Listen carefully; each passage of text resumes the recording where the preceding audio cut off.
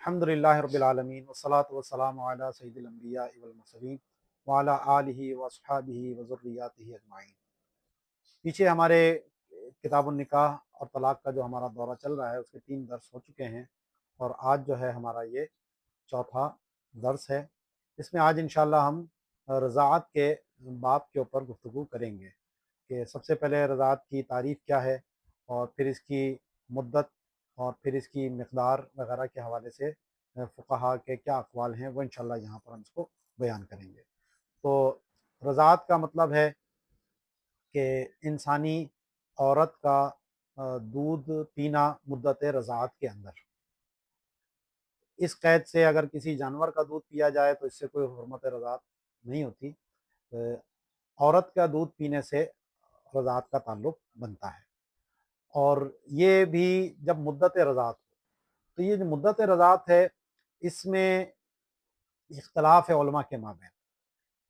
امام اعظم ابو حنیفہ رضی اللہ تعالیٰ عنہ کے نزدیک اس کی جو مدت ہے وہ 2.5 سال ہے، اور احناف ہی میں سے صاحبین کے نزدیک اس کی مدت، اور دیگر جو ائمہ ثلاثہ ہیں ان کے نزدیک اس کی مدت جو ہے وہ 2 سال ہے،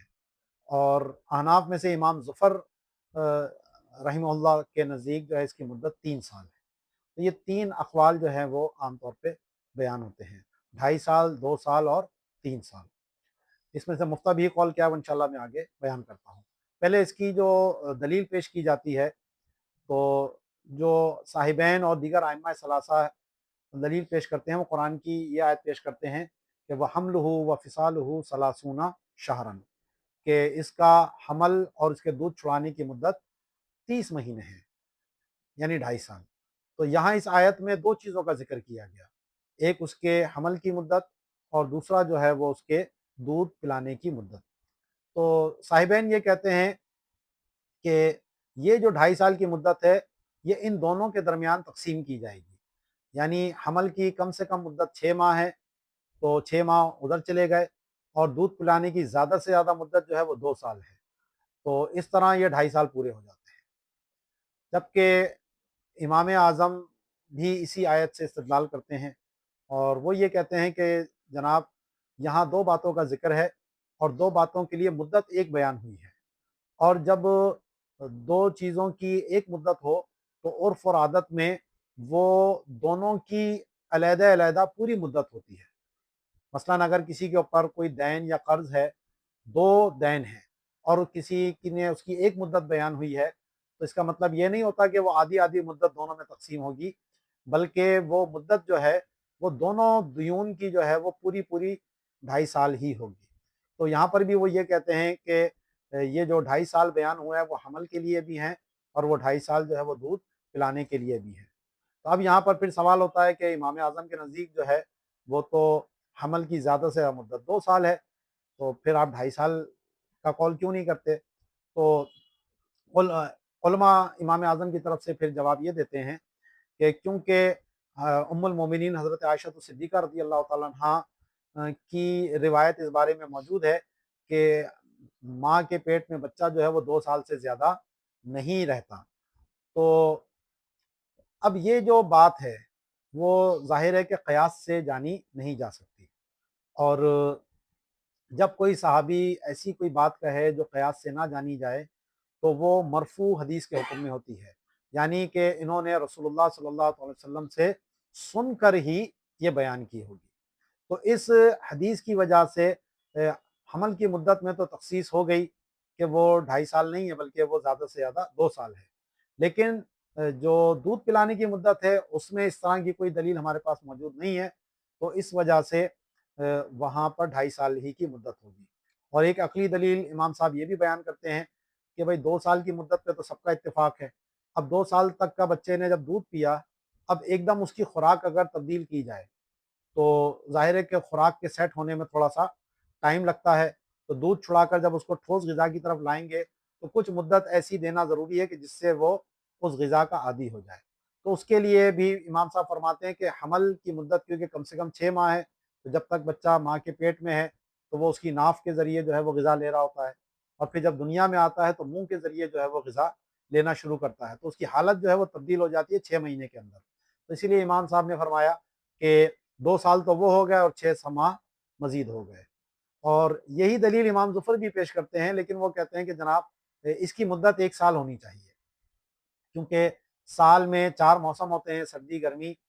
خزاں اور بہار۔ تو یہ چاروں موسم اس کے اوپر گزر جائیں بچے پر، تاکہ وہ اس غذا کا عادی ہو جائے۔ تو اسی لیے انہوں نے جو مدت بیان کی تھی وہ 3 سال کی ہے۔ اب اس میں جو مفتہ قول ہے،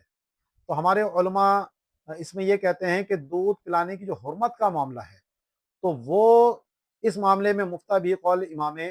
اعظم کا ہے۔ یعنی اگر 2.5 سال کی مدت کے اندر اندر بچے کو دودھ پلایا گیا تو اس سے حرمت رضاعت جو ہے وہ ثابت ہو جائے گی۔ لیکن جو دودھ پلانا جائز ہے،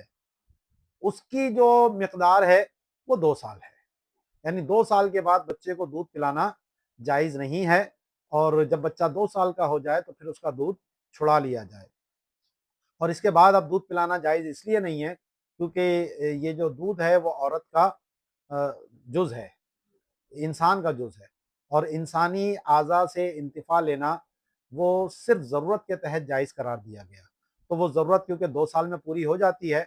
تو اس لیے اس کے بعد اب دودھ پلانا جائز نہیں ہے۔ اور اسی وجہ سے اگر کسی شخص نے اپنی بیوی کا دودھ اس کے حلق سے نیچے اگر اتر جائے، تو کیونکہ یہ 2.5 سال سے بڑا ظاہر شوہر ہوگا، تو اس میں یہاں یہ حرمت کا تعلق کوئی نہیں ہوتا۔ اگرچہ شوہر کو حکم یہ تھا کہ اگر منہ میں دودھ آ گیا ہے تو اس کو تھوک دے اور اس کو حلق سے نیچے نہ اتارے، لیکن بہرحال اس سے کوئی ان کے جو زوجیت کا رشتہ ہے اس کے اوپر کوئی فرق نہیں پڑتا۔ اب اس کی جو مقدار ہے تو وہ ہمارے نزدیک ایک بوند بھی اگر مدت رضاعت میں بچے یا بچی کے پیٹ تک پہنچ گیا، معدے تک پہنچ گیا، تو اس سے ہمارے نزدیک حرمت ثابت ہو جائے گی۔ وجہ اس کی یہ کہ قرآن پاک کی آیت کریمہ اس بارے میں مطلق ہے کہ وَأُمَّهَاتُكُمُ اللَّاتِي أَرْضَعْنَكُمْ، کہ تم پر حرام ہے تمہاری وہ مائیں جنہوں نے تمہیں دودھ پلایا۔ تو اب یہاں پر اس کی مقدار کی کوئی قید نہیں ہے کہ کتنی مرتبہ دودھ پلایا، تو وہ ایک دفعہ بھی دودھ پلایا تو اس کے اوپر جو ہے وہ رضاعت کا اطلاق ہو جائے گا۔ اور اس کی جو اصل علت ہے وہ یہ ہے کہ اس دودھ کی وجہ سے بچے کے جسم کے اندر نشو و نما ہوتی ہے، اس کی ہڈیاں بڑھتی ہیں، اس کا گوشت بڑھتا ہے۔ اور اب یہ کتنے دودھ سے ہوا، یہ تو ایک امر باطنی ہے، اس کو تو ہم جان نہیں سکتے، اور اس کا ظاہری سبب جو ہے وہ دودھ پلانا ہے۔ تو اس وجہ سے جب ایک دفعہ بھی دودھ پلانا پایا جائے گا تو یہ حرمت کا اطلاق یہاں پر ہو جائے گا۔ بعض روایتوں کے اندر آتا ہے کہ جناب 1 یا 2 مرتبہ دودھ پلانے سے حرمت نہیں ہوتی، یا ایک روایت اس طرح کی ہے کہ پہلے جو ہے وہ 10 مرتبہ دودھ پلانے سے حرمت ہوتی تھی اور پھر وہ 5 سے منسوخ ہو گئی۔ تو اس طرح کی جتنی بھی روایتیں ہیں یہ سب منسوخ روایتیں ہیں، اور قرآن کی یہ آیت کریمہ کے مقابلے میں ان روایتوں کو جو ہے وہ علماء نے رد کر دیا، کیونکہ قرآن کا جو اطلاق ہے وہ حجت ہے، اور یہ جو روایتیں ہیں وہ زیادہ سے زیادہ خبر واحد ہیں، اور خبر واحد اور جب قرآن میں تعارض ہو جائے تو ترجیح جو ہے وہ قرآن کو دی جاتی ہے۔ تو اس طریقے سے ہمارے نزدیک ایک دفعہ بھی دودھ پلانے سے حرمت رضاعت ثابت ہو جاتی ہے۔ اب یہ جو رضاعت کا رشتہ ہے وہ کس طریقے سے قائم ہوتا ہے؟ تو اب اس بچے نے جس نے اس عورت کا دودھ پیا ہے تو وہ اس کا رضاعی بیٹا ہو جائے گا، اور اس عورت کی جتنی بھی اولادیں ہیں، چاہے اس شوہر سے ہوں یا کسی اور شوہر سے ہوں، دودھ پینے سے پہلے کی ہوں یا دودھ پینے کے بعد کی ہوں، وہ سب کی سب مطلقاً اس کے رضاعی بہن بھائی ہو جائیں گے۔ اور اسی طرح مرد کا معاملہ بھی ہے کہ یہ مرد اس کا رضاعی باپ ہو گیا ہے، تو اب اس مرد کی جتنی بھی اولادیں ہیں، چاہے وہ اسی بیوی سے ہوں یا کسی اور بیوی سے ہوں، رضاعت سے پہلے کی ہوں یعنی دودھ پینے سے پہلے کی ہوں یا دودھ پینے کے بعد کی ہوں، یہ سب کے سب اس کے رضاعی بہن بھائی ہوں گے۔ اگر جو ان دونوں میاں بیوی کے ہیں تو وہ اللاتی کہلائیں گے، اور اگر صرف ماں ہے، باپ، یہ مرد اس کا شوہر نہیں تھا، اس سے پہلے کسی اور شوہر کی تھی، تو وہ اخیافی بہن بھائی کہلائیں گے۔ اور اگر وہ باپ کی طرف سے ہیں تو وہ اللاتی ہوں گے، اور دونوں کی طرف سے ہیں تو وہ عینی کہلائیں گے۔ تو یہ جو رضاعت کا معاملہ ہے وہ اس طرح ان بہن بھائیوں کی جتنی بھی اولادیں ہوں گی وہ سب اس کے بھتیجے اور بھانجے قرار پائیں گے۔ اسی طرح اس مرد و عورت کی جو اصول ہیں یعنی ماں باپ ہیں، دادا دادی، نانا نانی، تو یہ بھی اس دودھ پینے والے بچے پر مطلقاً حرام ہو جائیں گے، کیونکہ یہ اس کے اصول کے اندر آ جائیں گے۔ اسی طریقے سے جو ان کے بہن بھائی ہیں، مرد و عورت کے، جس کا بچے نے دودھ پیا، تو وہ اس کے رضاعی چچا یا رضاعی پھپھو، اور ادھر عورت کی طرف سے ہوگا تو رضاعی ماموں اور رضاعی خالہ بن جائیں گے۔ تو جس طرح قرابت کے اندر معاملہ تھا، اسی طریقے سے یہاں پر بھی وہ سارے کے سارے رشتے حرام ہو جائیں گے۔ اب یہاں بعض اوقات ہماری جو فقہ کی کتابیں ہیں، ان میں کچھ رشتوں کا استثناء کیا جاتا ہے، اور عام طور پر وہ 21 رشتے ہوتے ہیں جن کا استثناء ہوتا ہے کہ یہ معاملہ اگر قرابت میں ہو تو حرمت آتی ہے، اور اگر رضاعت میں ہو تو حرمت نہیں آتی۔ تو در حقیقت یہ جو استثناء ہے وہ استثناء منقطع کہلاتا ہے۔ استثناء کی آپ کو پتہ ہے 2 قسمیں ہوتی ہیں، متصل اور منقطع۔ اگر مستثنیٰ منہ کی جنس میں سے ہو تو وہ استثناء متصل کہلاتا ہے، اور اگر وہ اس کی جنس میں سے نہ ہو، یعنی ماقبل حکم میں وہ شامل ہی نہ ہو، تو اس کو استثناء منقطع کہتے ہیں۔ تو یہاں پر در حقیقت جو حرمت تھی وہ قرابت کی وجہ سے نہیں تھی، بلکہ وہ مصاہرت کی وجہ سے ہوتی ہے۔ تو اس وجہ سے یہاں اس استثناء کو ہم استثناء منقطع کہتے ہیں۔ اب اس کی کیا صورتیں ہیں وہ انشاءاللہ تفصیل سے اس کو سمجھا دیتا ہوں۔ ایک سمجھ میں آ جائے گی آپ کے، تو باقی اسی پر قیاس کر کے آپ آسانی کے ساتھ اس کو سمجھ سکتے ہیں۔ اس کی پہلا استثناء آتا ہے جیسے ام اختن، بہن کی ماں۔ اب بہن کی جو ماں ہے تو اگر قرابت میں ہے تو بہن کی جو ماں ہوگی وہ یا تو آپ کی بھی ماں ہوگی، اور یا پھر جو ہے وہ آپ کے والد نے دوسری شادی کی ہے تو وہ آپ کی باپ شریک بہن ہوگی، تو اس کی جو ماں ہے وہ پھر آپ کے باپ کی زوجہ قرار پائے گی۔ تو یہاں جو حرمت آ رہی ہے وہ باپ کے زوجہ ہونے کی وجہ سے آئی۔ تو یہ باپ کے زوجہ ہونا ظاہر ہے کہ یہ مصاہرت کا رشتہ ہو گیا۔ تو یہاں پر جو ہے وہ اس طرح ہمارے یہاں بیان کیا جاتا ہے کہ ام اختن رداءً۔ اب یہ جو رداءً ہے اس کا تعلق مضاف سے بھی ہو سکتا ہے، مضاف الیہ سے بھی ہو سکتا ہے، اور دونوں سے بھی ہو سکتا ہے۔ یعنی اگر ہم اس کا تعلق یوں کریں ام اختن رداءً، اس کا تعلق ہم سب سے پہلے کرتے ہیں مضاف کے ساتھ، یعنی نسبی بھائی کی رضائی ماں، یہ حلال ہے۔ مثال کے طور پر آپ کی بہن یا بھائی نے کسی عورت کا دودھ پیا، تو آپ کا بھائی یا بہن جو ہے وہ تو اس عورت کا رضائی بیٹا یا بیٹی ہوگی، لیکن آپ کا اس سے کوئی حرمت کا رشتہ نہیں ہے۔ یعنی حرمت کا تعلق صرف آپ کے جس بھائی یا بہن نے جس عورت کا دودھ پیا ہے ان کے مابین ہے، تو آپ اس عورت سے شادی کر سکتے ہیں، یعنی اپنے نسبی بھائی کی رضائی ماں، اس سے شادی کرنا جائز ہے۔ اسی طرح اس کا ہم تعلق مضاف الیہ سے کریں، یعنی اپنے رضائی بھائی کی نسبی ماں، تو اس سے بھی آپ شادی کر سکتے ہیں۔ اس کو آسان سمجھانے کے لیے بتا رہا ہوں، مثلا آپ کی والدہ نے کسی لڑکے کو دودھ پلایا، تو وہ لڑکا تو آپ کا رضائی بھائی ہو گیا، آپ کی والدہ اس کی رضائی ماں ہو گئی، لیکن اس بچے کی جو نسبی ماں ہے اس کا آپ سے حرمت کا کوئی تعلق نہیں ہے۔ یہ بچہ آپ کے والدہ کا بیٹا ہے، لیکن آپ اس کی والدہ کے بیٹے نہیں ہیں، تو اپنے نسبی رضائی بھائی کی نسبی ماں سے شادی کرنا جائز ہے۔ اسی طریقے سے اس کا تعلق مضاف اور مضاف الیہ دونوں سے ہو سکتا ہے۔ وہ کیسے؟ تو اس کا ترجمہ پھر اس طرح ہوگا کہ اپنے رضائی بھائی کی رضائی ماں، آپ کی والدہ نے کسی بچے کو دودھ پلایا، وہ آپ کا رضائی بھائی ہو گیا، اور اس بچے نے کسی اور عورت کا بھی دودھ پیا ہے تو وہ بھی اس کی رضائی ماں ہو گئی۔ تو آپ جو ہے وہ اس عورت سے، یعنی اپنے رضائی بھائی کی جو رضائی ماں ہے اس سے شادی کر سکتے ہیں۔ تو یہ استثناء یہاں پر کیا جاتا ہے اس رشتے کا، اور بھائی کی جگہ بہن لگا لیں تو یہی 3 کے 6 ہو جائیں گے۔ پھر جس طرح حرمت اس ایک طرف سے آ رہی ہے حلت تو دوسری طرف سے بھی حلت آئے گی. تو اس طرح یہ صورتیں جو ہے وہ 6 سے ضرب کر کے آپ اس کو 12 کی طرف لے کے چلے جائیں گے. تو اس طرح کرتے کرتے مختلف جو رشتے آتے ہیں ان میں تعداد جو ہے وہ کافی بڑھ جاتی ہے. اسی طرح اخت ابن، بیٹے کی بہن، رضاعن، تو اس کا بھی 3 رشتے اسی طریقے سے بنیں گے کہ سب سے پہلے مضاف کے ساتھ ہم اس کا تعلق رضاعن کا کرتے ہیں. تو اپنے نسبی بیٹے کی رضائی بہن، مثلا آپ کا بیٹا ہے اور آپ کے بیٹے نے کسی عورت کا دودھ پیا اور وہ عورت کی ایک بیٹی تھی، تو وہ بیٹی آپ کے بیٹے کی رضائی بہن ہو گئی. تو آپ کا بیٹے سے تو اس کا حرمت کا تعلق ہے، لیکن آپ کا کوئی اس سے حرمت کا تعلق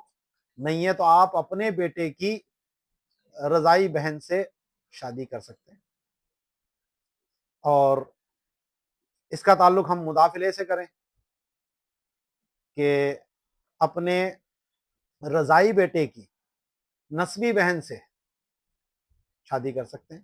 مثلا آپ کی بیوی نے کسی لڑکے کو دودھ پلایا تو وہ لڑکا آپ کا رضائی بیٹا ہو گیا. اب اس لڑکے کی کوئی نسبی بہن بھی ہے، تو اس بیٹے سے تو آپ کا حرمت کا تعلق ہے، وہ آپ کا رضائی بیٹا ہے، لیکن اس کی جو نسبی بہن ہے اس سے آپ کا کوئی حرمت کا تعلق نہیں ہے، آپ اس سے شادی کر سکتے ہیں. اور اسی طریقے سے دونوں سے اس کا تعلق کیا جائے مضاف الیہ، تو اس کا ترجمہ پھر ہوگا کہ رضائی بیٹے کی رضائی بہن. مثلا آپ کی بیوی نے کسی لڑکے کو دودھ پلایا، وہ آپ کا رضائی بیٹا ہے، اور اس لڑکے نے کسی اور عورت کا بھی دودھ پیا ہے تو وہ اس کی رضائی ماں ہو گئی، اور اس عورت کی کوئی لڑکی تھی تو وہ اس لڑکے کی رضائی بہن ہو گئی. تو آپ اس لڑکی سے شادی کر سکتے ہیں. تو یہ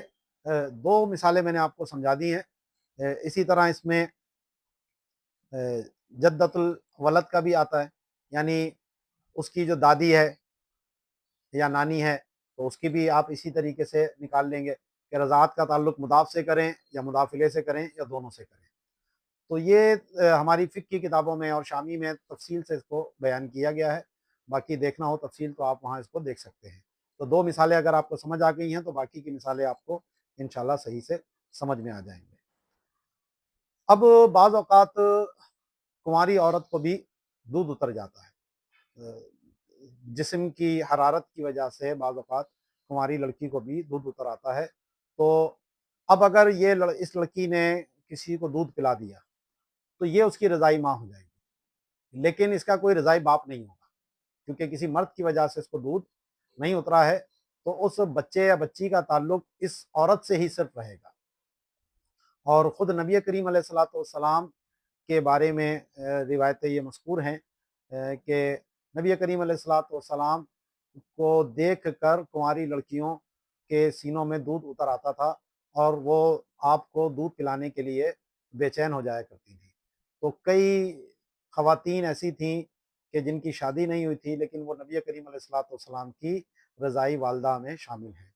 اور آپ علیہ الصلوۃ والسلام نے خود بھی فرمایا کہ انا ابن العواتق، کہ میں عاتقاؤں کا بیٹا ہوں. تو کئی خاتون ہیں کہ جن کے نام عاتقہ تھے اور ان کے ساتھ یہی معاملہ تھا اور انہوں نے نبی کریم علیہ الصلوۃ والسلام کو اپنا دودھ پلایا تھا.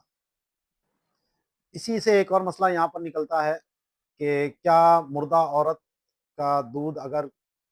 کسی کو پلایا جائے بچے کو یعنی مدت رضاعت میں تو اس سے حرمت رضاعت ثابت ہوگی یا نہیں ہوگی. مثلا عورت کا دودھ جو ہے پیالی وغیرہ میں نکال لیا گیا تھا اور وہ بچے کو دودھ پلا دیا گیا. یہیں سے آگے وہ ملک بینک کی بھی صورتیں آئیں گی جو انشاءاللہ بھی تفصیل سے آگے اس کو بھی بیان کرتا ہوں میں. تو اب عورت زندہ ہو یا مردہ، اگر وہ دودھ پلایا جائے گا تو اس سے حرمت رضاعت ثابت ہو جائے گی.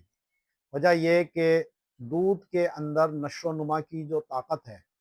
اصل علت حرمت کی وہ ہے. تو اب جو مردہ عورت کا دودھ ہے تو اس میں بھی یہ طاقت ہوتی ہے کہ اگر یہ بچے کو مدت رضاعت میں دودھ پلایا گیا تو وہ نشو و نما کا کام کرے گا. تو جب نشو و نما ہوگی تو وہ حرمت کا تعلق اس سے بن جائے گا. لیکن اگر کوئی معاذ اللہ مردہ عورت سے قربت کرے تو اس سے حرمت مسارت ثابت نہیں ہوتی ہے، کیونکہ حرمت مسارت میں جو علت ہوتی ہے وہ ولد کے واسطے سے ہے، اور مردہ عورت سے جو قربت ہے حرام ہے شدید قسم کی، لیکن بہرحال اس سے ولد کا تعلق نہیں بنتا، تو اس لیے یہ فرق یہاں کیا جاتا ہے کہ مردہ عورت سے قربت سے مسارت نہیں ہوتی، لیکن مردہ عورت کا اگر دودھ پلایا جائے تو اس سے حرمت رضاعت ثابت ہو جاتی ہے۔ اب اگر عورت کا دودھ کسی پانی میں یا بکری کے دودھ میں مکس کر کے پلایا جائے تو اس سے حرمت ہوگی یا نہیں، تو اس میں دیکھا جائے گا کہ دودھ غالب ہے یا نہیں، یعنی جو چیز مقدار میں زائد ہوگی حکم اس کے اعتبار سے لگے گا۔ تو اگر دودھ زیادہ ہے اور پانی کم ہے، یا بکری کا دودھ کم ہے اور عورت کا دودھ زیادہ ہے، تو پھر اس سے حرمت رضاعت ثابت ہو جائے گی۔ لیکن اگر دودھ قلیل مقدار میں ہے اور پانی یا بکری کا دودھ زیادہ ہے تو پھر اس سے حرمت رضاعت ثابت نہیں ہوگی، کیونکہ جو قلیل ہے وہ استہلاک کے حکم میں ہے، یعنی گویا کہ اس کا وجود ہی نہیں ہے۔ ایسے ہی اگر دو عورتوں کا دودھ ملا کر پلایا جائے تو اس میں ظاہر روایت تو یہی ہے کہ جو غالب ہوگا اعتبار اس کا کیا جائے گا، لیکن امام محمد نے فرمایا کہ ان دونوں عورتوں سے حرمت رضاعت کا تعلق ہو جائے گا، یعنی دونوں اس کی رضائیں ماں قرار پائیں گی۔ وجہ اس کی وہ یہ کہتے ہیں کہ جنس جنس پر غالب نہیں ہوتی، تو جب یہ بھی عورت کا دودھ ہے یہ بھی عورت کا دودھ ہے تو اس میں ہم کسی ایک دودھ کو یہ نہیں کہہ سکتے کہ یہ غالب ہے اور دوسرا مغلوب ہے،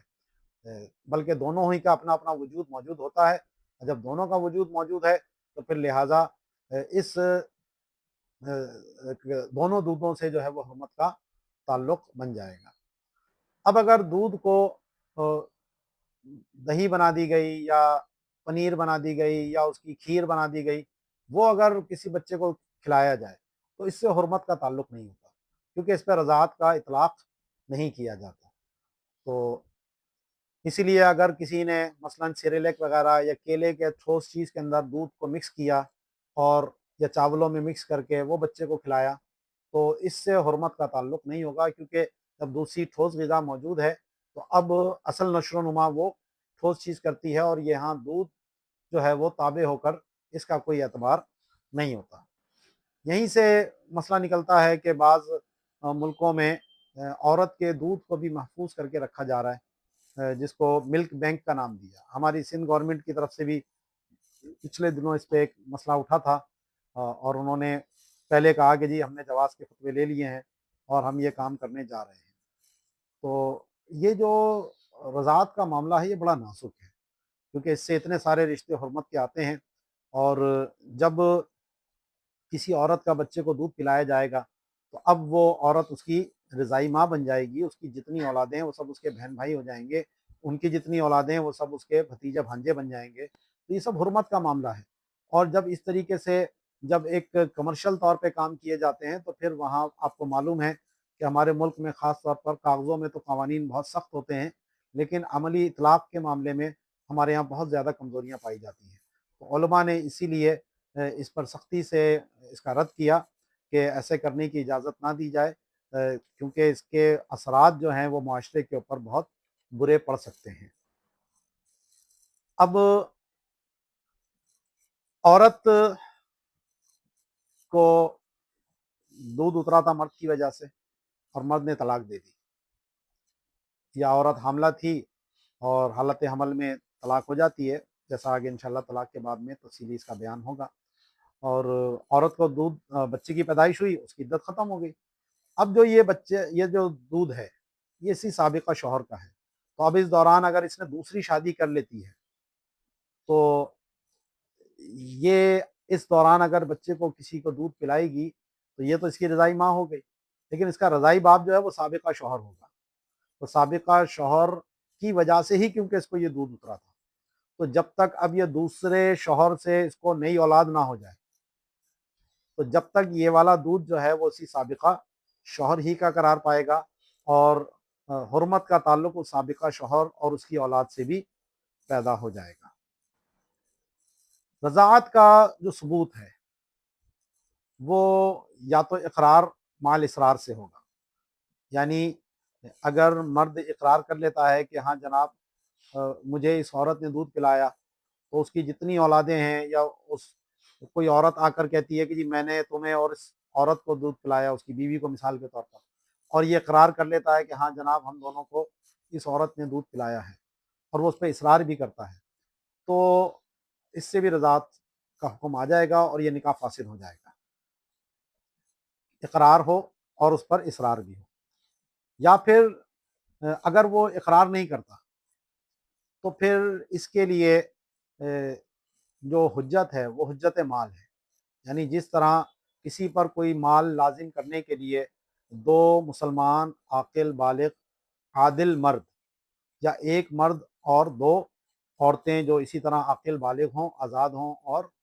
عادل ہوں، ان کی گواہی سے حرمت رضاعت ثابت ہوگی، اور ان کی گواہی قاضی کے سامنے جائے گی، اور قاضی پھر اس بنیاد پر اس نکاح کو فسخ کر دے گا۔ اگر صرف عورتوں کی گواہی ہے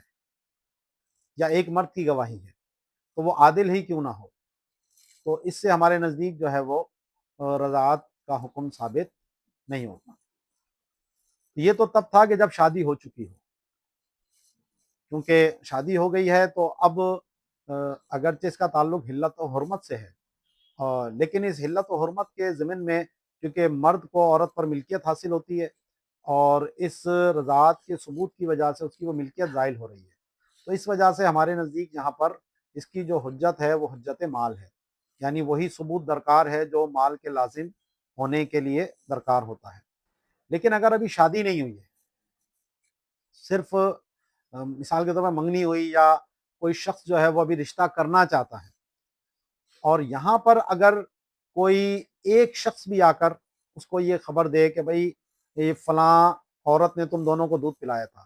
یا تمہاری والدہ نے اس لڑکی کو دودھ پلایا تھا، یا تم نے اس لڑکی کی والدہ کا دودھ پیا تھا، تو اگر وہ شخص عادل ہے، دیندار آدمی ہے، تو اس کی اس خبر کا اعتبار ہوگا۔ اور یہ جو قاضی خان کی کتاب ہے ہمارے، اور بہت معتبر کتاب ہے خانیہ جس کو ہم کہتے ہیں، تو اس کے جو باب المحرمات ہے اس میں انہوں نے اس قول کو ذکر کیا، کیونکہ یہاں پر اب معاملہ جو ہے وہ صرف دیانت کا ہے، وہ صرف حلت اور حرمت کا ہے، اور حلت اور حرمت کے معاملے میں ایک عادل کی خبر بھی معتبر اور حجت ہوتی ہے،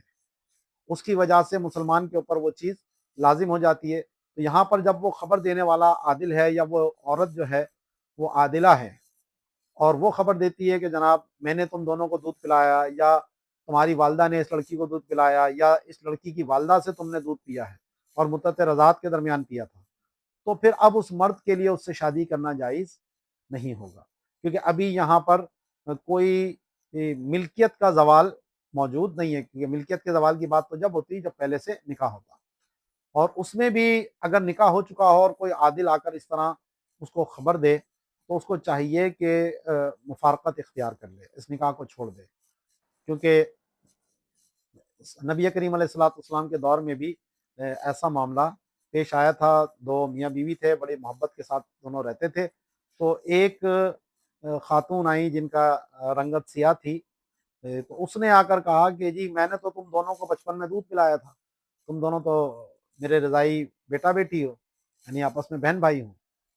تو انہوں نے انکار کیا کہ تم نے وجہ مجھے کب پلا دیا دودھ، تو وہ پھر یہ بات لے کر نبی کریم علیہ الصلوۃ والسلام کی خدمت میں حاضر ہوئے کہ یا رسول اللہ صلی اللہ علیہ وسلم میں اپنی بیوی سے بڑی محبت کرتا ہوں، ایسا ایسا معاملہ ہے، اور اس طرح ایک خاتون نے آ کر یہ بات کہی ہے، تو پھر آپ علیہ الصلوۃ والسلام نے فرمایا کیف وقت قیلا، یعنی آپ نے ان کو یہ حکم نہیں دیا کہ تم اس بیوی کو چھوڑ دو کیونکہ ایک کی خبر تھی، لیکن بہرحال اس کی وجہ سے یہ ایک شک تو پیدا ہو گیا تھا، اور یہ اتنی بڑی بات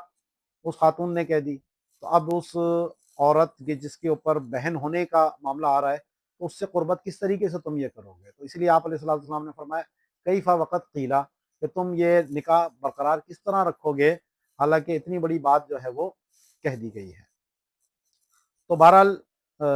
جو معاملہ تھا وہ میں نے آپ کے سامنے بیان کر دیا کہ اگر نکاح سے پہلے ہے تو ایک کی خبر بھی یہاں پر معتبر ہوگی، اور اگر نکاح کے بعد ہے تو پھر اس کے لیے جو مال کے لزوم کے لیے جس طرح دو گواہ مرد یا ایک مرد اور دو عورتیں درکار ہیں، اسی طرح یہاں پر بھی وہی درکار ہوگا۔ تو یہاں پر ہماری یہ تقریباً رضاعت کی جو ہے وہ گفتگو مکمل ہو جاتی ہے۔ اب اگلی جو ہماری گفتگو ہے وہ ہے طلاق کے بارے میں۔ طلاق کی جو سب سے پہلے تعریف کیا ہے وہ میں بیان کر دوں، پھر اس کی اقسام کیا ہیں، اس کا حکم کیا ہے، یہ انشاءاللہ اس کو آج ہم کور کرنے کی کوشش کرتے ہیں۔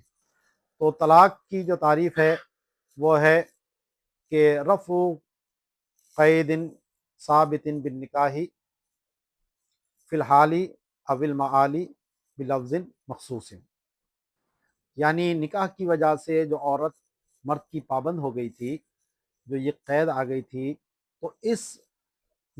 قید کو اٹھا دینا، اس پابندی کو ختم کر دینا، چاہے وہ فوری طور پر ہو جیسا کہ طلاق بائن کے اندر ہوتی ہے، یا آنے والے زمانے میں ہو جیسا کہ طلاق رجعی کے اندر ہوتی ہے، اور الفاظ مخصوصہ کے ساتھ یہ کرنا، تو یہ طلاق کہلاتا ہے۔ تو اسی سے پتہ چلا کہ طلاق کی جو اقسام ہیں وہ دو ہیں حکم کے اعتبار سے،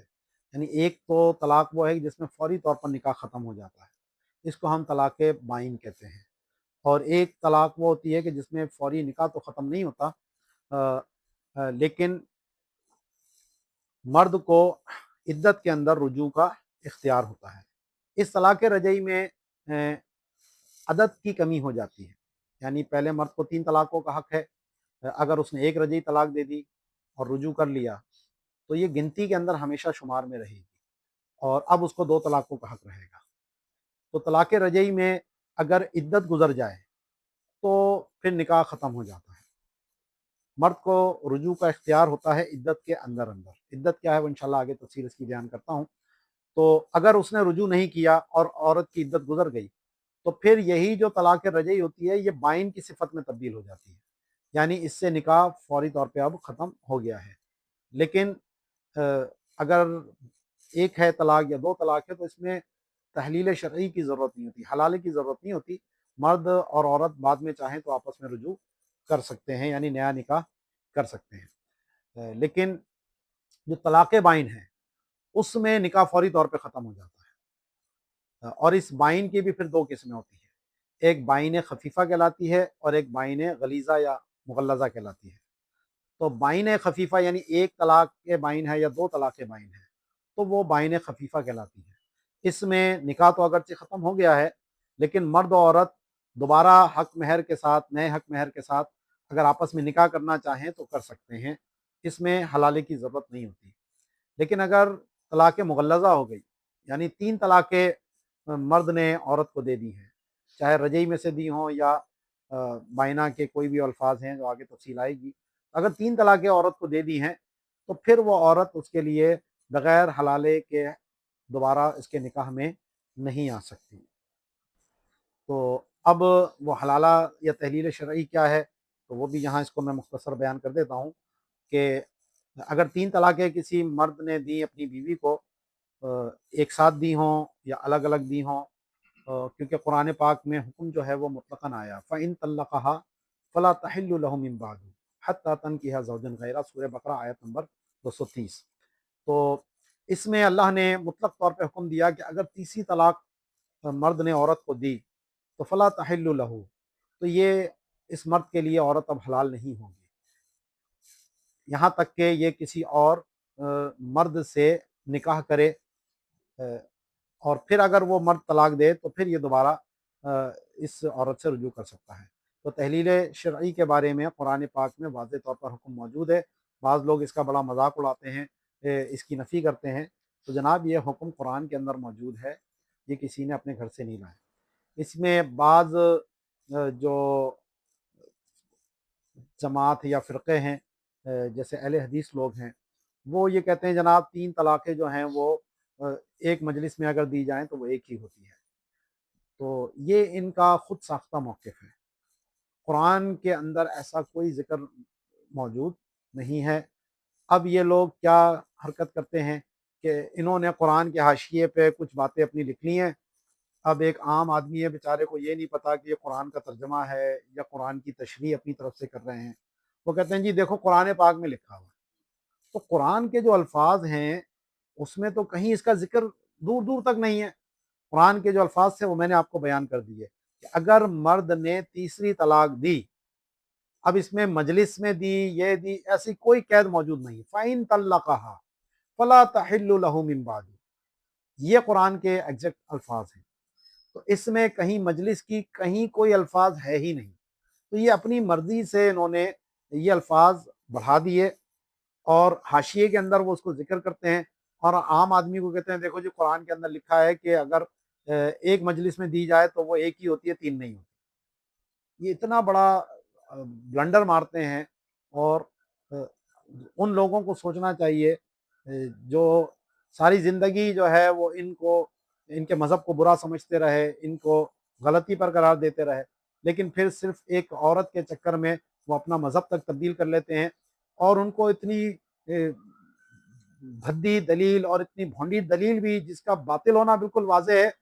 وہ صرف یہ اپنے دل کو بہلانے کے لیے سمجھتے ہیں بس یہ ہمارے لیے جناب حلال ہو گیا، ہمارے پاس فتویٰ آ گیا۔ تو یاد رکھیے مفتی کا کام کسی چیز کو حلال یا حرام کرنا نہیں ہوتا۔ 100 مفتی بھی مل جائیں تو وہ ایک حرام کو حلال نہیں کر سکتے، یہ اختیار صرف اللہ اور اس کے رسول کے پاس ہے، اور مفتی کا کام صرف حکم شرعی کو ظاہر کرنا ہوتا ہے۔ تو جب واضح طور پر قرآن کی آیت موجود ہے تو یہاں کسی مولوی کا فتویٰ جو ہے کسی فائدہ نہیں دے گا، اور 3 طلاقیں 3 ہی رہیں گی، چاہے ایک الفاظ میں دیے جائیں، الگ الگ دی جائیں، ایک مجلس میں دی جائیں۔ اور یہ ایسا مسئلہ ہے کہ ویسے تو جو ائمہ مجتہدین ہیں وہ 4 ہیں، اور ان میں بہت سارے مسائل میں اختلاف ہوتا ہے، لیکن یہ 3 طلاقوں کا 3 ہونا یہ ایسا مسئلہ ہے جس پہ چاروں ائمہ کا اتفاق ہے۔ امام اعظم ابو حنیفہ بھی یہی فرماتے ہیں، امام شافعی بھی یہی فرماتے ہیں، امام مالک بھی یہ فرماتے ہیں، اور امام احمد بن حنبل بھی یہ فرماتے ہیں۔ تو یہ دیکھیے کہ یہ ایسا مسئلہ ہے کہ جس پہ چاروں امام جو ہے وہ متفق ہیں۔ اور خود جو شیخ ابن تیمیہ کی عبارت یہ لوگ پیش کر رہے ہوتے ہیں کہ جی وہ 3 طلاق کو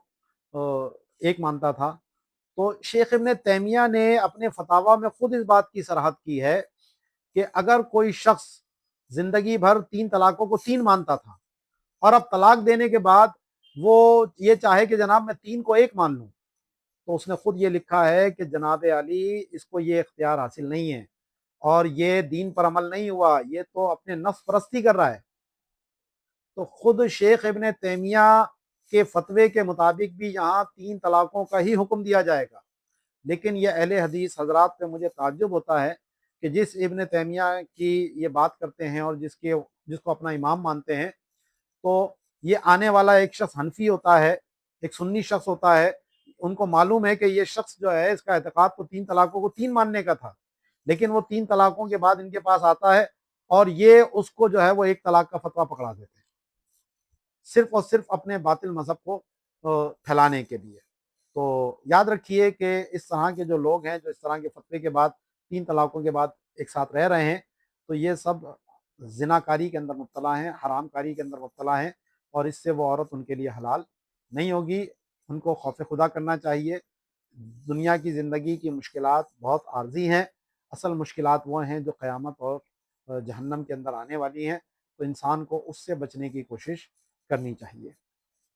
تو بہرحال یہ ایک 3 طلاقیں 3 ہوتی ہیں یا نہیں، اس کے اوپر میں نے ایک مختصر سی گفتگو کی۔ اس پہ میرا ایک تفصیلی فتویٰ بھی ہے موجود، جس میں میں نے ان اہل حدیث حضرات جو دلائل دیتے ہیں اس کا تفصیل کے ساتھ رد اور جواب کیا ہے، تو انشاءاللہ وہ ڈسکرپشن میں اس کو لگا دیا جائے گا۔ اب طلاق دینے کا حکم کیا ہے؟ تو بعض علماء کے نزدیک طلاق دینا مطلقاً مباح ہے، یعنی جائز ہے۔ وہ کہتے ہیں کہ جناب قرآن کی آیت ہے طلقوہن، کہ ان کو طلاق دو، تو امر کا صیغہ ہے، اور امر کا کم سے کم درجہ جو ہے وہ اباحت کا ہوتا ہے۔ اور خود نبی کریم صلی اللہ علیہ وسلم نے جو ہے وہ طلاق جو حضرت سودا کو بعض روایتوں میں ہے کہ دینے کا ارادہ کیا، بعض میں یہ ہے کہ ایک دے دی تھی۔ اور حضرت حفصہ رضی اللہ تعالیٰ عنہ کے حوالے سے بھی ذکر ملتا ہے۔ تو اسی طرح حضرت امام حسن رضی اللہ تعالیٰ عنہ بھی بہت شادیاں کیا کرتے تھے اور وہ پھر طلاق بھی دے دیا کرتے تھے۔ تو اس بنیاد پر وہ علماء فرماتے ہیں کہ یہ طلاق دینا ایک جائز کام ہے، اس کی مرضی ہے دے۔ لیکن جو دیگر علماء ہیں جس کے قائل علامہ ابن حمام ہم احناف میں سے ہیں، وہ یہ کہتے ہیں کہ جناب اگر کوئی ضرورت شرعی پائی جائے، کوئی حاجت ہو، کوئی وجہ ہو، تو پھر طلاق دینا مباح ہو جاتا ہے۔ لیکن اگر کوئی وجہ نہیں ہے تو بلا وجہ طلاق دینا یہ ناجائز امور میں سے ہے، یہ محظور ہے، ممنوع ہے۔ وجہ اس کی یہ کہ نکاح جو ہے وہ اللہ کی ایک بہت بڑی نعمت ہے، اور بغیر کسی وجہ کے طلاق دے دینا یہ تو ایک ناشکری والی بات ہو گئی۔ اور حدیث پاک میں بھی اس کو ابغض الحلال الی اللہ تعالی، کہ اللہ کے نزدیک سب سے زیادہ ناپسندیدہ حلال چیز ہے، تو اس کو وہ تطبیق کے مبغوض بھی ہو اور حلال بھی ہو، تو اس میں وہ تطبیق اس طرح دیتے ہیں کہ اگر ضرورت ہو تو حلال ہے، اور اگر ضرورت نہ ہو تو اللہ کے نزدیک مبغوض ہے، ناپسندیدہ ہے، سخت ناپسندیدہ ہے۔ تو اس طرح یہ دو مختلف حالات کی بات ہو رہی ہے، ضرورت کے تحت جواز اور بلا ضرورت عدم جواز۔ تو یہی قول جو ہے وہ ہمارے نزدیک جو ہے وہ مقتضی ہے، اور وہ ضرورت جو ہے وہ مختلف ہو سکتی ہیں۔ اگر بیوی کا چال چلن درست نہیں ہے تو اس کی بنیاد پہ بھی طلاق دی جا سکتی ہے، نافرمان ہے شوہر کی یا ایذا پہنچاتی ہے تو اس کی بنیاد پر بھی طلاق دی جا سکتی ہے۔ بلکہ جو موذیہ ہے، یعنی شوہر کو یا اس کے گھر والوں کو یا پڑوسیوں کو اذیت پہنچاتی ہے، یا دین پر عمل نہیں کرتی، بے نمازی ہے، بے پردہ گھومتی ہے، تو ایسی عورت کو طلاق دے دینا مستحب ہے۔ فاجرہ عورت کو بھی ہمارے نزدیک طلاق دینا واجب نہیں ہے، یعنی معاذ اللہ اگر عورت سے کوئی غلط کام سرزد ہو جائے تو بعض لوگ آ کے پوچھتے ہیں جی بتائیں میں طلاق دوں نہ دوں۔ تو اگر عورت کو شرمندگی ہے اور وہ سمجھتا ہے کہ آئندہ وہ یہ کام نہیں کرے گی تو وہ اس کے ساتھ زندگی گزار سکتا ہے۔ فاجرہ عورت کو طلاق دینا واجب نہیں ہے۔ اسی طرح اگر کسی عورت کا شوہر بد کردار ہو تو اس کے اوپر یہ واجب نہیں ہے کہ وہ اس سے جو ہے وہ خلا وغیرہ لے کر اس سے اپنی جان چھڑائے، تو وہ شوہر کا کردار اس کے ساتھ ہوگا اور بیوی کا معاملہ جو ہے وہ اس کے اپنے ساتھ ہوگا۔ تو اگر موذیہ ہے تو طلاق دینا مستحب ہے۔ ہاں اگر امساک بالمعروف فوت ہو جائے، یعنی جو میاں بیوی کے ایک دوسرے کے حقوق اللہ نے لازم کیے ہیں، ان حقوق کی ادائیگی ممکن نہ رہے اور وہ معاملہ جو ہے وہ اس نہج پہ پہنچ جائے کہ اب ایک دوسرے کے وہ حقوق ادا نہیں کر سکتے، تو پھر اب طلاق دینا واجب ہو جاتا ہے۔ جیسے مرد کی اگر مردانگی نہیں ہے، نامرد ہے، بیوی کے جو ازدواجی حقوق ہے وہ پورے نہیں کر سکتا، اور اس کی وجہ سے عورت اس سے طلاق مانگتی ہے، تو پھر اب اس مرد کے اوپر لازم ہوگا کہ وہ اس کو طلاق دے دے، کیونکہ بیوی کو لٹکا کے رکھنا شریعت میں کہیں پر بھی اس کی کوئی صورت نہیں بنتی نہیں ہے۔ قرآن میں بیوی رکھنے کا صرف دو ہی صورتیں بیان ہوئی ہیں کہ یا تو امساک بالمعروف ہے یا تسریح بالاحسان ہے، یعنی یا تو اچھے طریقے سے بیوی کو رکھ لو یا پھر اچھے طریقے سے اس کو چھوڑ دو۔ بعض لوگ جو یہ کرتے ہیں کہ جی بیوی کو ہم طلاق نہیں دیں گے اور اس کو ساری زندگی لٹکا کے رکھیں گے، نہ اس کو اس کے حقوق دیں گے، نہ اس کو گھر میں بسائیں گے، تو اس طرح کے جو مرد حضرات ہیں وہ بہت بڑے حقوق العباد کے اندر گرفتار ہیں اور یہ بہت بڑے جرم کے مرتکب ہوتے ہیں۔ تو اگر اللہ نے طلاق کا اختیار مرد کو دیا ہے تو اس کا مطلب یہ نہیں ہے کہ وہ فرعون بن جائے، اور زبردستی کا سودا نہیں ہوتا، یہ رشتہ جو ہے وہ دونوں طرف سے ہی نبھایا جاتا ہے۔ تو اگر مرد یہ سمجھتا ہے کہ جناب اب یہاں پر میاں بیوی کی حیثیت سے ہمارا ساتھ رہنا جو ہے وہ اب ممکن نہیں ہے، اور اب حالات اس نہج پہ پہنچ چکے ہیں کہ اب ہم اللہ کی حدود کے مطابق اس رشتے کو قائم نہیں رکھ سکتے، تو پھر یا تو طلاق دے دے، اور طلاق نہیں دینا چاہتا تو خلا دے دے۔ یعنی خلا کیا ہے وہ انشاءاللہ آگے اس کی تفصیل میں بیان کروں گا، کہ مال وغیرہ لے کر یا مہر کے بدلے میں وہ اس عورت کی جان چھوڑ دے، لیکن ایسا کوئی اختیار نہیں ہے کہ جناب وہ نہ طلاق دے اور نہ بطور بیوی کو اس کو اپنے گھر میں رکھے۔ تو طلاق دینا اصلاً ممنوع ہے، لیکن ضرورت کے وقت مباح ہوتا ہے، اور اگر عورت موذیہ ہو تو مستحب بھی ہو جاتا ہے، اور اگر امساک بالمعروف فوت ہو جائے تو پھر اس وقت طلاق دینا واجب ہو جاتا ہے۔ مرد کا یہ جو طلاق کا اختیار ہے یہ ایبسولوٹ ہے، اس میں کسی قسم کی کوئی پابندی نہیں ہے، کوئی اس کے اس حق کو محدود نہیں کر سکتا۔ ہمارے جو پاکستان میں مروجہ نکاح نامہ ہے، اس میں نہ جانے کس عقل مند شخص نے یہ شق ایک ڈال دی ہے کہ جناب آیا شوہر کے طلاق کے حق پر کوئی پابندی عائد کی گئی ہے یا نہیں۔ میرا خیال ہے 17واں نمبر کا کالم یا 16واں نمبر کا ایسا کالم آتا ہے، اس کے اندر یہ بات جو ہے وہ تحریر ہے۔ تو جناب یہ طلاق کا حق اللہ نے مرد کو دیا ہے، شوہر کو دیا ہے، اور جو حق اللہ نے دیا ہو اس پر دنیا کا کوئی بڑے سے بڑا حکمران بھی کسی قسم کی پابندی عائد نہیں کر سکتا۔ حکم شرعی کے مقابلے میں کسی کے حکم کی کوئی حیثیت نہیں ہے۔ تو آزاد آدمی شخص جو ہے وہ اپنی بیوی کو طلاق دے گا تو وہ طلاق واقع ہوگی جب عاقل بالغ، جو انشاءاللہ ابھی تفصیل میں بیان کر رہا ہوں۔ تو اگر وہ طلاق جس کی نافذ ہوتی ہے اور وہ طلاق دے گا تو بھلے نکاح نامے میں یہ لکھ دیا گیا ہو کہ جناب اس کی پابندی کر دی گئی ہے اور یہ طلاق نہیں دے سکتا، تو ایسی پابندی کی کوئی حیثیت نہیں ہے۔ بعض لوگوں نے اس کا ایک ہیلا نکالنے کی کوشش کی تھی، اور اس پہ انہوں نے یہ کہا کہ اس سے شوہر سے ایک لفظ اس طرح کا کہلوا دیا جائے کہ جس سے کبھی طلاق واقع نہ ہو۔ اس کو طلاق دور کہتے ہیں۔ طلاق دور کیا تھی کہ شوہر جو ہے وہ یہ جملہ اس طرح کہہ دے کہ اگر میں تجھے طلاق دوں تو اس سے پہلے تجھے 3 طلاق۔ تو اس کا مطلب یہ ہوا کہ کیونکہ عورت کو تو زیادہ سے زیادہ 3 طلاقیں ہو سکتی ہیں، اور چوتھی طلاق تو ہوتی نہیں ہے کوئی، وہ تو لغو چلی جاتی ہے۔ تو اب جب اس نے یوں کہا کہ میرے اگر میں تجھے طلاق دوں تو اس سے پہلے تجھے 3 طلاق، تو اس نے 3 طلاقوں کو معلق کیا طلاق دینے پر، اور اس طلاق کے ہونے سے پہلے 3 طلاقیں ہو گئیں، تو جب 3 ہو گئیں تو یہ نہیں ہو سکتی، جب یہ نہیں ہوئی تو وہ نہیں ہو سکتی۔ تو اس طرح بعض لوگوں نے ہیلا نکالا کہ اس طرح مرد یہ کبھی بھی طلاق دے گا تو وہ طلاق واقع نہ ہو۔ تو مرد کے اس اختیار کو باطل کرنے اس صورت میں پایا جا رہا تھا، تو تمام فقہائے احناف نے بھی اور مالکیہ نے، شوافے نے اس قول کا شدید رد کیا، اور انہوں نے کہا کہ یہ طلاق دور جو ہے وہ باطل ہے، اور یہ اگر طلاق دے گا تو وہ طلاق نافذ ہو جائے گی۔ صرف فرق اتنا ہے احناف میں اور شوافے میں کہ شوافے کے نزدیک جو ہے وہ تعلیق مطلقاً باطل ہو گئی ہے۔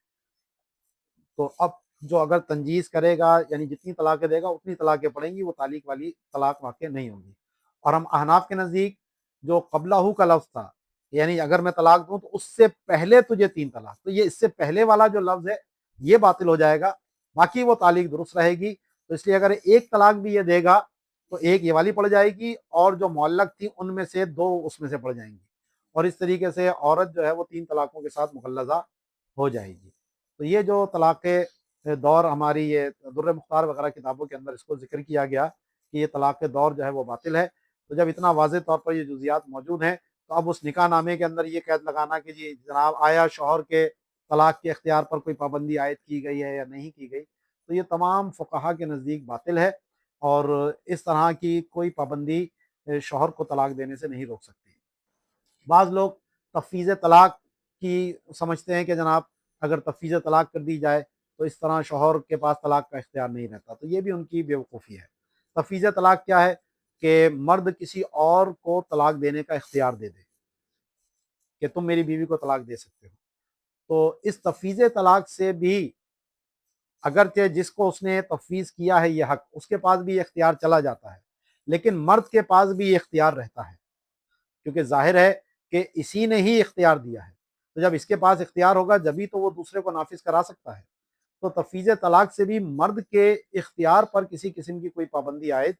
نہیں ہوتی، اور جو تفویض جس کو کیا گیا اس کو بھی حق ہو جاتا ہے اور خود اس مرد کے پاس بھی ہوتا ہے۔ باقی انشاءاللہ طلاق کی جو یہیں سے مزید اقسام ہیں، احسن، حسن اور بدعی، اور اس کے جو الفاظ کے معاملات ہیں، وہ انشاءاللہ کہیں کل ہم یہاں سے اس کو کنٹینیو کریں گے۔ آخری 1 منٹ میں ایک سوال ہے، والدین طلاق دینے پر مجبور کریں تو کیا ہوگا؟ دیکھیں والدین اگر طلاق دینے پر مجبور کریں اور عورت میں کوئی وجہ شرعی نہ پائی جائے تو پھر وہ ماں باپ کی یہاں پر اطاعت کرنا واجب نہیں ہے۔ وجہ اس کی یہ ہے کہ حضرت ابراہیم علیہ السلام نے حضرت اسماعیل علیہ السلام کو کہا تھا چوکھٹ بدلنے کا، اور حضرت عمر رضی اللہ تعالیٰ عنہ نے حضرت عبداللہ ابن عمر کو کہا تھا طلاق دینے کا۔ تو اگر وہ ماں باپ ایسے ہوں کہ پورے شرعی طور پر حدود و قیود کو سمجھتے ہوں، طلاق کے معاملات کو سمجھتے ہوں اور دیندار ہوں، خوف خدا رکھنے والے ہوں، اگر اس طرح کے ماں باپ کہیں تو پھر تو واقعی کوئی ایسی وجہ ہوگی جس کی وجہ سے وہ طلاق کا کہہ رہے ہیں۔ لیکن عام طور پر ہمارے آج کل کے جو والدین ہیں تو خود ان کو دین کا کچھ معلوم نہیں ہوتا، بعض اوقات وقتی ناراضگی ہوتی ہے، اور وقتی ناراضگی میں خاص طور پر ماں کا جو معاملہ ہے، ساس بہو کے جھگڑے تو سب کو معلوم ہے، تو اب وہ کہتی ہے کہ جی دے طلاق، اور بعد میں شوہر صاحب نے دے دی طلاق، بعد میں خود ہی سر پکڑ کے وہ بھی بیٹھے ہوتے ہیں، اور وہ ماں بھی کہتی ہے کہ میں نے تو تجھے ایسے ہی کہا تھا غصے میں، تو نے میری کیوں مان لی، الٹا اور چڑھائی کر دی ہے بعد میں کہ میں تو عورت تھی، میری بات تو نے کیوں مانی۔ تو اس لیے ہمارے جو آج کل کے علماء ہیں وہ یہ فتویٰ دیتے ہیں کہ کیونکہ یہاں وقتی غصہ عام طور پہ ہوتا ہے، اور اس طرح کے معاملے میں بعد میں خود ان کو شرمندگی اور پچھتاوا ہوتا ہے، تو اس لیے یہاں پر طلاق دینا واجب نہیں ہے۔